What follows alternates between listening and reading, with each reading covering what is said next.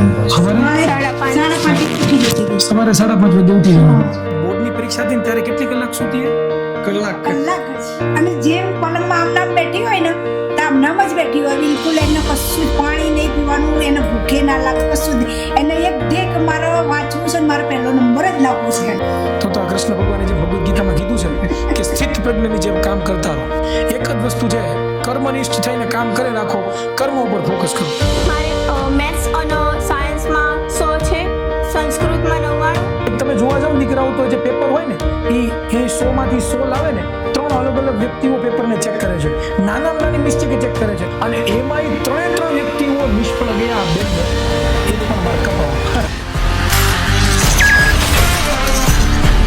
નમસ્કાર વિદ્યાર્થી મિત્રો, કેમ છો? મજામાં છો? બોર્ડ પરીક્ષા 2026ના રિઝલ્ટ આવી ગયા અને વિદ્યા કોલેજે પ્રચંડ પરિણામ આપ્યું છે, અને એ પ્રચંડ પરિણામમાં આપવામાં એક હિસ્સો એ વિસનગરમાં હતો, અને એ હિસ્સો એટલે આપણી દ્રષ્ટિ પરમાર. અને જે વિદ્યાર્થી આપણી સાથે ડે 1 થી વિદ્યાકુલની ટોપર બેચમાં જોડાયેલી હતી અને જબરદસ્ત રીતે પણ રિઝલ્ટ પ્રાપ્ત કર્યું છે, તો આપણે એમને પૂછીએ કે એમના કેટલા પર્સન્ટેજ આવ્યા છે, કેટલા ટકા છે, અને કયા વિષયમાં સૌથી વધારે માર્ક્સ છે અને કેટલા. દીકરા જણાવો ને. મારે 99.84 PR છે, 97% છે. મેથ્સ અને સાયન્સમાં 100 છે, સંસ્કૃતમાં 99.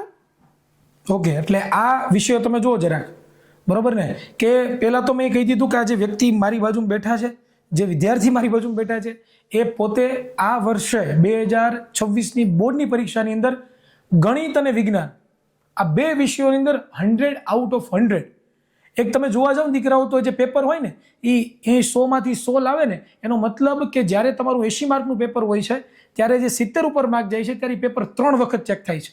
3 અલગ અલગ વ્યક્તિઓ પેપરને ચેક કરે છે, નાનામાં નાની મિસ્ટેક ચેક કરે છે. ગણિત અને વિજ્ઞાનની વાત કરીએ તો, અને એમાંય 3 વ્યક્તિઓ નિષ્ફળ ગયા. આ બેનને એક પણ માર્ક કપાવો. બરોબર. અને 100 માંથી 100 પોતે લાવ્યા છે આ બે વિષયોની અંદર, ગણિત અને વિજ્ઞાનની અંદર. અને જબરદસ્ત રીતે ડે 1 થી પ્રિપેરેશન કે ત્યારે જવું થયું છે, કારણ કે 100 ની ઉપરથી કંઈ હોતું નથી, આપણને બધાને ખબર છે. તો હવે મારે એ પૂછવું છે દીકરા કે આ 100 માંથી 100 માર્ક આવ્યા બે વિષયોમાં, તો બંને વિષયોમાં તૈયારી કેવી રીતે કરતી તું? હું સવારે સ્કૂલ જતી હતી, બપોરે ટ્યુશન જતી હતી, અને સાંજે તમારા ક્લાસ જોતી હતી. પછી જે પીપીટી હોય એ બધું સોલ્વ કરતી હતી.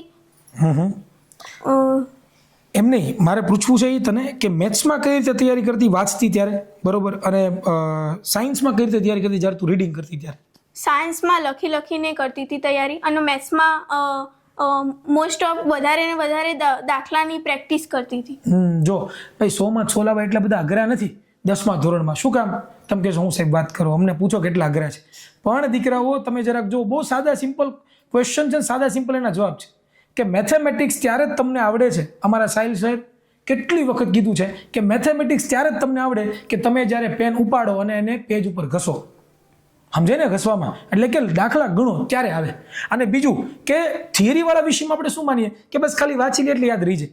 ભાઈ તમે જ્યારે વાંચો ત્યારે દીકરાઓ તમને યાદ 100% રહી જાય, અને યાદ રહી જાય, કોન્ફિડન્સ આવે છે કે હા મને યાદ રહી ગયું. પણ એને જ્યારે લખો નહીં ને એટલે દીકરાઓ એ ભૂલાઈ જાય. એટલે લખીને તૈયારી કરો ને તો જબરદસ્ત માર્ક આવે, એવું આ બેન પોતે કહેવા માગે છે. તો દીકરા આ બંને વિષયોની તૈયારી તો કરતી, પણ બાકી બીજા વિષયોની તૈયારી કઈ રીતે કરતી? જેમ કે SS છે, ઇંગ્લિશ છે, સંસ્કૃત, ગુજરાતી છે, આ બધા વિષયોની. SS માં બી લખીને જ કરતી હતી. સંસ્કૃતમાં તો વાંચીને કરતી હતી. એટલે બે વસ્તુ સમજાણી, લખીને વાંચીને. એટલે જે જગ્યાએ વાંચવાની જરૂર પડે ત્યાં વાંચવું પડે, જે જગ્યાએ લખવાની જરૂર પડે ત્યાં લખવું પડે. એનો મતલબ કહેવાનો એવો છે દીકરાઓ કે તમારે જોવાનું, તમારે નીચ જોવાની કે ભાઈ મને વાંચીને યાદ રહી છે તો મારે વાંચીને યાદ રાખવું પડે, બરોબર. મને લખીને યાદ રહી છે તો મારે લખીને યાદ રાખવું પડે. એટલે દરેક વિષયની સ્ટ્રેટેજી કેવી હોય છે તો કે ડિફરન્ટ આપણને જોવા મળે છે. હવે દીકરા મને એ કહેતું કે આખા દિવસની અંદર તું વાંચવા માટે, તૈયારી કરવા માટે સ્કૂલ ટ્યુશને બાદ કરતા કેટલો સમય ફાળવતી? 6-7 કલાક. સ્કૂલ સિવાયનો 6-7 કલાક? તો તું સ્કૂલે જતી, ટ્યુશનમાં જતી, વિદ્યાકુલમાં, તો સમય કઈ રીતે એડજસ્ટ કરતી? ક્યાંથી કાઢતી સમય? રાત્રે કેટલા વાગ્યા સુધી? રાત્રે 12:30. 12:30 દરરોજ રેગ્યુલર? દરરોજ 12:30 વાગે વાગી જ જાય અમારે. હું ટાઈમ બધી વગાડતી. 2 વાગે. ઓહો. સવારમાં કેટલા વાગે ઉઠવાનું? સવારે 5:30. 5:30 ઉઠી જતી હતી. સવારે 5:30 વાગે ઉઠી જવાનું. 5:30. એટલે તો એવરેજ ઊંઘ કેટલા કલાકની કરતી દીકરા તું? એને અમે મથીને ઊંઘાડતા હતા કે તું બેટા ઊંઘી જાવ. હમણાં છે ને ઇન્ટરવ્યુની શરૂઆત થઈ ને ત્યારે એમના મમ્મી ને પપ્પા કહેતા હતા કે બોર્ડની પરીક્ષા હતી ને ત્યારે કેટલી કલાક સૂતી હે? કલાક કલાક જ બાકી થ્રુ આઉટ કમ્પ્લેટ. અને જેમ પલંગમાં આમ નામ બેઠી હોય ને તો આમ નામ જ બેઠી હોય, બિલકુલ એને કશું જ પાણી નહીં પીવાનું, એને ભૂખે ના લાગે કશું જ નહીં. એને એક દે કે મારે વાંચવું છે ને મારો પહેલો નંબર જ લાવવો છે, એને બોર્ડમાં ફર્સ્ટ નંબર ફર્સ્ટ લાવવાની નંબર મારે ગણતરી. લાવવો છે. હા તો દીકરા હવે બોર્ડમાં ફર્સ્ટ નંબર આમ તો આવી જ ગયો એમ જ માનો. તો મને તું એ કે જ્યારે તારું રિઝલ્ટ તે જોયું અને જ્યારે આમ પહેલી વખત આમ રિઝલ્ટ આમ આવ્યું ને તે જોયું કે ઓહો 100માંથી 100 બે વિષયમાં, અને એમ તો આમ જોવા જઈએ ને તો એમના પપ્પા પણ પોતે પ્રિન્સિપાલ છે, ગવર્મેન્ટ સ્કૂલની અંદર પ્રિન્સિપાલ છે. એટલે જ્યારે રિઝલ્ટ જોયું ત્યારે મમ્મી પપ્પાનો શું પ્રતિભાવ હતો ને તારો શું પ્રતિભાવ હતો, રિએક્શન શું હતા? પહેલા તો મેં નહોતું જોયું, હું તો બાજુમાં બેસી, પહેલા મમ્મી પપ્પાએ એમને જોયું, એ તો બહુ ખુશ થઈ ગયા. પછી પાછળથી મને ખબર પડી કે મારા બે વિષયમાં 100માંથી 100 આવ્યા છે. ઓકે સરસ. તો ભાઈ જુઓ તમે, ખુશી અલગ વસ્તુ છે. હું તમને ઘણું કહું છું ને કે તમે મહેનત ડે 1થી કરો, ડે 1થી મહેનત કરો આ ડે 1ને જીતવા માટે. એટલે ડે 1થી મહેનત કરું છું, શરૂઆતથી મહેનત કરો. ક્યારે? રિઝલ્ટના દિવસે જો તમારે ખુશીના આંસુ જોતા હોય, માતા પિતાના આંખમાં ખુશીના હરખના આંસુ જોતા હોય ને ત્યારે એટલા માટે મહેનત કરવી પડે. અને પછી ડે 1થી દીકરા મારે બીજી વાત એ કરવી છે કે તું આખું વર્ષ તૈયારી કરતી અને તે કીધું તારું શેડ્યુલ બહુ ટાઈટ હતું, અને આખા શેડ્યુલ ટાઈટમાં ક્યારેય તને એમ ન થયું કે હું થાકી ગઈ છું, મૂકી દેવું છે, કાંઈ નથી કરવું? તો ક્યારેક તો વિચાર આવ્યો હશે ને?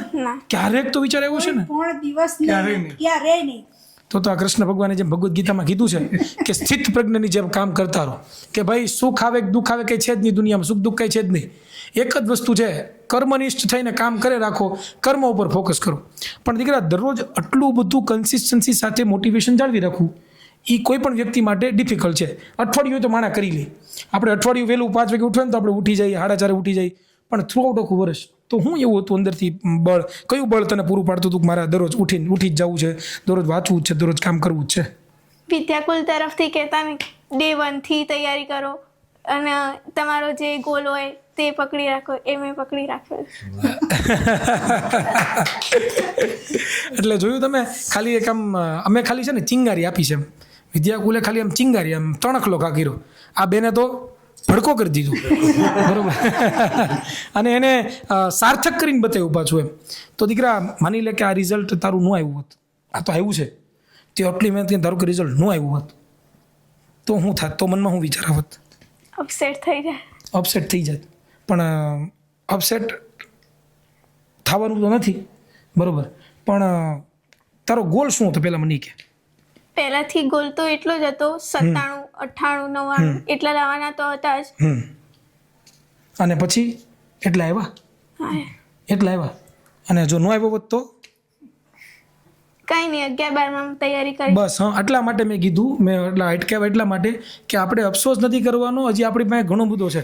એટલે ઘણી વખત આ ટોપર તમને શીખવાડે શું કે ભાઈ આપણે ઘણી વખત આપણો જે ગોલ હોય એ અચીવ ના કરી શકીએ તો ઘણી વખત અફસોસ થાય, આપણને સ્વાભાવિક છે, તમે બધાને થાય.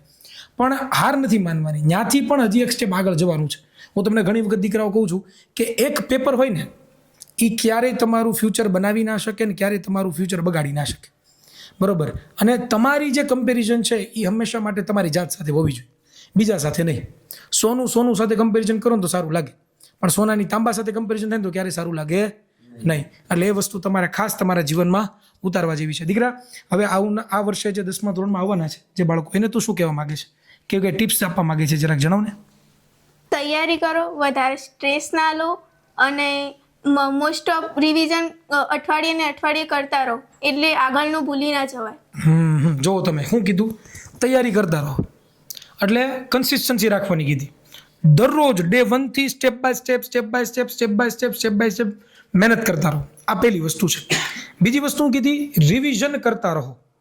એટલે એક વખત આ મને એક ઇન્ટરવ્યુમાં ગયા હતા, તમે જોયું છે આઈ થિંક 12મા ધોરણની વિદ્યાર્થીની, એણે એવું કીધું હતું કે જેમ શૂન્ય હોય ને, શૂન્ય એની સાથે તમે કોઈ પણ મોટા આંકડાનું ગુણો એટલે શૂન્ય થઈ જાય. એટલે તમારી તૈયારી ગમે એટલી સારી હોય પણ જો એનું રિવિઝન ના થાય ને એટલે 0 થઈ જાય. એટલે બીજી વસ્તુ ને ત્રીજી વસ્તુ બહુ મહત્વની, બહુ ડીપ કીધી, એ છે સ્ટ્રેસ ફ્રી. હા, એટલે જો દરરોજ બેને કામ કર્યું છે તો એને સ્ટ્રેસ નથી તો કીધું કે સાહેબ દરરોજ મને મહેનત કરવાની ઈચ્છા હતી, દરરોજ હું મહેનત કરતો અને ડે 1થી મહેનત મેં કરી છે. તો દીકરાઓ સ્ટ્રેસ ફ્રી માઇન્ડ ઉપર એટલું બધું આવી નથી થઈ જવાનું કે આપણે હાવ ટેન્શનમાં આવી જાય શું થશે. બસ કન્સિસ્ટન્સી સાથે મહેનત કરતી રહેવાની છે અને આ જ આપણો એક ગોલ હોવો જોઈએ. તો ધેટ્સ ઇટ. બસ આ જ વસ્તુ છે. એક નાનકડી વાત હું તમારા વચ્ચે લઈને આવ્યો હતો કે ટોપર કઈ રીતે છે, તૈયારી કરે છે, એનું માઇન્ડસેટ શું છે, આપણે એ જાણવાનું છે. મેઇન વસ્તુ માઇન્ડસેટ જાણવાનું છે.